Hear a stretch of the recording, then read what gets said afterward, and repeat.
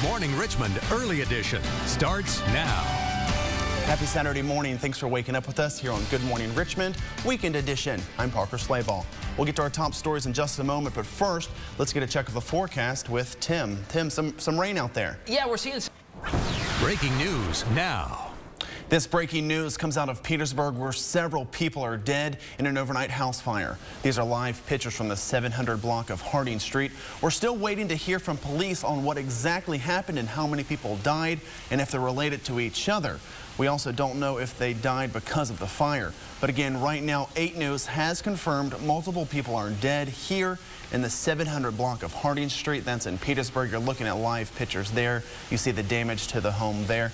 We'll continue to work on getting more information and bring that to you here on 8 News as soon as we get it. Also breaking overnight, one man is fighting for his life after a shooting in Richmond. It happened around 4:30 this morning on Tifton Court. That's near Southwood Parkway. Police on the scene tell us the man was taken to the hospital with life-threatening injuries. Right now, they're not saying if they're still looking for a suspect or if they're looking for a suspect in the first place for that shooting. You'll want to keep it here for any updates. In Chesterfield County, Riverway Road is back open after a crash there last night. Police tell us the driver lost control and flipped several times before landing in someone's front yard. The passenger was thrown from the car and the driver was trapped for a short time before rescue crews were able to get him out. Both were taken to VCU Medical Center, but we're told they're expected to be okay. Police say they think alcohol was a factor in the accident. A crash team is investigating. This morning, the death toll stands at 32 in the sinking of that passenger ferry off South Korea. But there's fear that number will grow much larger. More than 270 are still missing with no sign of life coming from the sunken vessel. ABC's Chuck Severson has our continuing coverage. New York. In Los Angeles, one man is behind bars this morning for making threats inside the LA Times building. A man in his 20s was taken into custody last night, less than an hour after those threats were made. According to the Associated Press, a radio call went out saying a text message was sent from inside the building that said, quote, "There may be someone about to start shooting." Police aren't saying if that man had a gun or if any shots were actually fired. The man being questioned does not work for the newspaper, but is connected to a business that rents part of that building.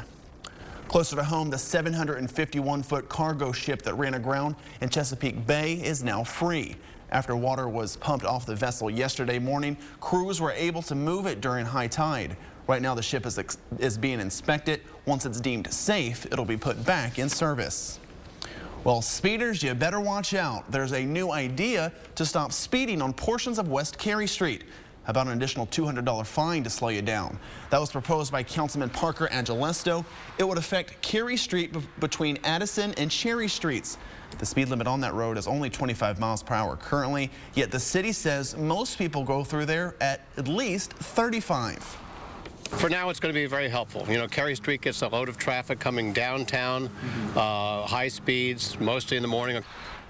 Portions of Sims Avenue would also be affected. Both of these proposals are scheduled to go before the Public Safety Committee next week. Big changes are coming to GRTC bus routes in downtown Richmond tomorrow. For the first time, all downtown routes will go through a transfer plaza located at 9th and Lee Streets. GRTC estimates 5,000 to 8,000 riders will use that plaza each day. Part of the move is to help keep folks from having to walk from one stop to another just to transfer routes. Yeah, it's going to be a good thing as long as I don't have to walk so far right now. Walking has become a major problem to me, and I'm sure to others. Don't worry, GRTC says they'll have ambassadors available next week to help any confused riders. If you're looking to get into the Easter spirit early, well, you're in luck. Today, you and the family can head over to Maymont for Easter favorites. There'll be an Easter egg hunt, crafts, games, and even live entertainment. It all starts at 10 o'clock this morning at the Carriage House lawn. And there's even something for the grown-ups out there. $3,000 worth of prizes are hidden all over Richmond, and anyone can find them. It's part of the Seg Hunt put on by the River City Segs. More than 24 businesses donated stuff for this event. Inside each egg is a voucher for a prize, like gift certificates from restaurants and different stores in Richmond. River City Segs says they are using the hashtag SegHunt14, that's 14, on social media to post clues about the eggs throughout the day. Organizers say the goal is to promote RVA businesses. We're really just trying to, get people out to experience the city, experience different businesses, especially local businesses. A lot of us work pretty dang hard to, to make the city better, and trying to have a little fun with it. If you'd like to participate, we've posted links to their Twitter and Facebook pages on our website. You can find them at WRIC.com. If you're looking for something fun and cheap to do with the family this weekend, you may want to head to the great outdoors. Details are just ahead. And who knew destroying stuff could be so much fun? He's going at it there. An Idaho man is cashing in on what he calls recreational destruction. We're back with world news. 12 people are dead in what's being called the deadliest accident ever on Mount Everest. The Sherpa guides had gone up to the slopes early yesterday morning to fix ropes for other climbers when a violent avalanche tore down the mountain, burying its victims under heavy snow and ice. This morning, 4 people are still missing. Witnesses say the deadly avalanche came out of nowhere. The experience was great. It was going well, and then suddenly there was a huge thud. We got covered by this enormous cloud of snow and snow dust. Scary scene there. Now the sole survivor is still in intensive care with broken ribs, but lucky to be alive. A Pennsylvania family is lucky to be alive also after a tractor trailer smashes right into their home. Police say a car pulled in front of the big rig, causing it to run off the road. A mom and her daughter were home at the time, but they saw it coming and they were able to run to the back of the home. The driver of the car left the scene but turned himself in a few hours later after the accident had happened. Well, we've probably all had those days where we could have just broken something and we feel a lot better. An Idaho man is turning that feeling into a business, a pretty successful one at that. He just opened Das Break Room, literally. That's a break room, a room where customers come in and break things. Customers walk in, suit up, and pick their weapon. Here at Das Break Room, our sole purpose is to provide a place for people to engage in recreational destruction. And what we mean by that is come in and break stuff.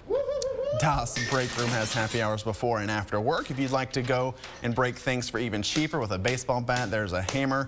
You can pay $3 and break one item. The other prices depend on what you want to smash. Tim, I have got to imagine we can both find something we like to break from time to time. Where do they get all this stuff to break? Like, is it stuff that's still functioning? I wonder that. Break perfectly working stuff? I wonder if you get a deal if you bring your own cell phone or your own computer. Get a discount. A discount, there you go. $3 to break something. All right, that's a pretty cool story. All right, let's talk some weird news. Have Apple's maps found the Loch Ness Monster? Tim, I'm skeptical. Yeah, I don't know. New satellite image show a mysterious shape lurking in the Scottish Highlands. The shadowy image measures around 100 feet long and looks like it has 2 giant flippers. 2 people noticed it at the end of last year on some satellite pictures used on smartphone maps. For 6 months, these photos have been studied by experts over at the official Loch Ness Monster fan club that actually exists. Other explanations have been ruled out, leading them to believe that it's most likely the elusive beast. The legend of the Loch Ness Monster, Nessie, has been around since the 6th century. Look at that image, though. That looks like somebody has doctored that. It looks just like a whale. I don't know. Yeah. Maybe a dead whale. It looks like it looks like a tadpole almost that they just blew up and put on there, But a 6-month study. It was a pretty intense study, it was intensive at the fan club, so. And it's a satellite image? Yeah. What do I know, right? You're just a meteorologist. Exactly, right? Let's talk some weather.